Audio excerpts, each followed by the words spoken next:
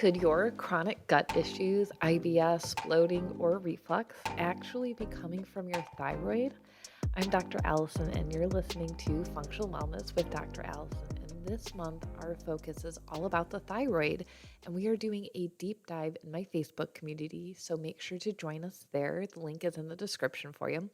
And I'm posting and going live daily on what you need to know to support your thyroid. We're going through basic symptoms and how to connect this puzzle so you can feel better faster.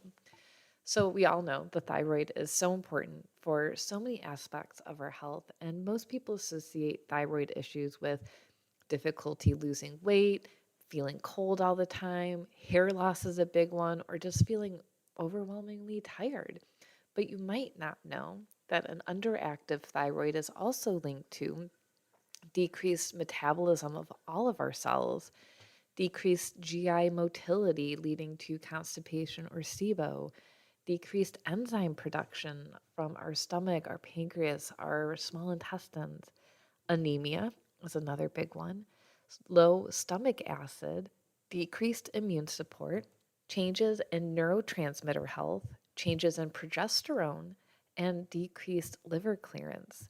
So, if you have been chasing all of these gut issues, metabolism issues, mental health issues with no changes, you might be missing a big piece of this puzzle. Now, when we talk about gut health, it might look like you've been taking enzymes and probiotics and using apple cider vinegar every single day, and you start to feel a little bit better. But if you miss one meal or you stop, all of your symptoms come back, and you feel like you're totally dependent on enzymes or probiotics to stay functioning, and you can't figure out why nothing is healing. So, thyroid issues, especially low thyroid, hypothyroidism, Hashimoto's, can cause significant changes in the GI tract.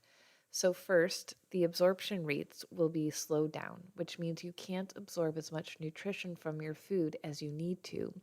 This means you're going to be tired, fatigued. Anemia can be an issue with maybe iron or B vitamins. You don't heal quickly from your injuries, even basic skin cuts like a paper cut or a bruise. And you also don't recover as quickly from exercise. You have a hard time building muscle. And we all know nutrition is so important for our cells. So even if you're eating super clean and healthy, but nothing's changing, you might have a thyroid issue, your gut might be slowed down, you might not be digesting and absorbing the way you need to. Second, motility is slowed down, leading to constipation, bloating, hardness of your belly, not being able to fit in your jeans, maybe even SIBO. So, motility means the movement of the intestinal tract and how it moves food and stool through your system. So, when your gut slows down, besides the constipation, this reduces the acidity of the small intestines. That increases how long food stays in there, which means the bacteria have time to build up where they shouldn't be, creating small intestine bacterial overgrowth, aka SIBO. That further destroys the gut lining. It can cause gas, bloating, constipation, diarrhea, reflux, nutritional issues, just feeling sick overall. And if you eat a low FODMAP diet, so those low FODMAP foods, and you start to feel better, that's a good sign that SIBO might be an issue for you. Thyroid hormones also help reduce gut inflammation, and without those hormones, there's a greater chance for ulcers, leaky gut, autoimmunity, food sensitivity, and IBS. And the tricky part with this is that once we have one autoimmunity issue, like say you have Hashimoto's, you have a significantly increased risk to develop further autoimmune issues like ulcerative colitis or Crohn's or diabetic type 2. There's so many things that can kind of cascade with these thyroid issues. So, this also affects the liver and the gallbladder because when we have reduced clearance of the liver, which means that the liver isn't doing all of its processes correctly, it's bogged down, it's overwhelmed. This can make the bile that it sends to the gallbladder really thick. It can increase gallstones. It can lead to a sluggish gallbladder as well. And if your gallbladder isn't working, or you have gallstones, or your bile is really thick and gross, it means you're not going to digest your fats and your protein as well as you should be. It also affects our estrogen clearance, which we'll talk about in a second. So if you can't break down fats and proteins because you don't have a good bile in your system because your liver is backed up, this of course leads to more gas, more bloating, more IBS type symptoms. So if you're someone who says, "Oh, if I eat an avocado or olive oil, I get sick," or "I eat fast food, I get sick," this is a gallbladder issue. Now, many women also struggle because the thyroid and our hormones are intricately connected. Estrogen, of course, can directly affect the thyroid, but when we're talking about the liver specifically, when the thyroid slows down liver clearance and the liver can't clear estrogen the way it needs to, then the gut motility is slowed down. There's high inflammation. We have things like leaky gut, high beta glucuronidase enzymes. The women can't release the estrogen through the bowels like they're supposed to. Then it gets backed up in the cells in the system. It can get stored as fat and create significant hormone symptoms like hot flashes, mood changes, painful periods. And many of my patients struggle with estrogen dominance as a side effect from hypothyroid. But the thyroid needs to be supported first to help support all these other systems around it. So it does get really complicated in trying to figure out where are these symptoms coming from and which system needs to be supported the most. So, how do we help?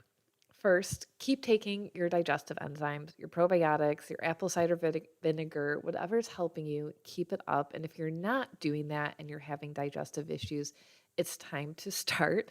And if you find that probiotics are making you feel worse, stop them and get tested for that SIBO, the small intestine bacterial overgrowth. So keep giving your digestive system the support that it needs as you're going through this.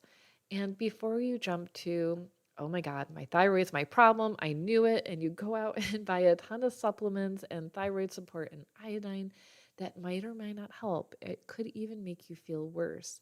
Get your blood work done. So you want to have a full panel done. You want TSH, T4, T3, autoimmune markers as well.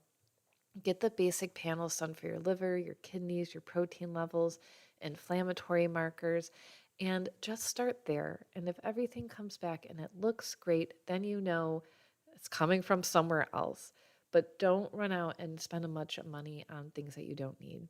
Now, as far as getting testing done, you can always, number one, ask your physician, get your labs done. If they won't do it or they won't run a full panel, I will always do that for all of my patients. I have a no questions asked policy about my labs. We can use insurance. I have a physicians co-op where we can get labs at a discounted price, especially if you know that your labs or your insurance won't cover it. There's lots of places now like, oh, I can't even think of the names of them. Any lab tests now used to be in our area, but they are no longer. But there's many independent lab places that will get your blood work done. Now, of course, you're going to pay cash. They'll be a little bit more expensive, but you'll get them done and you'll get your results. And you can either interpret them yourselves or bring them to your doctor and have them figure out what's going on for you. I do recommend getting a full blood work done. Now, I know there's places that you can run, I think, at like Target and grab a finger prick thyroid panel.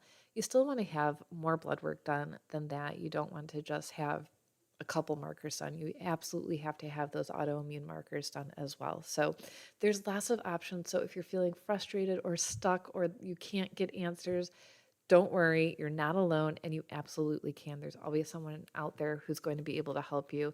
And I think even now you can get on Quest or LabCorp and order labs yourself and pay cash for them.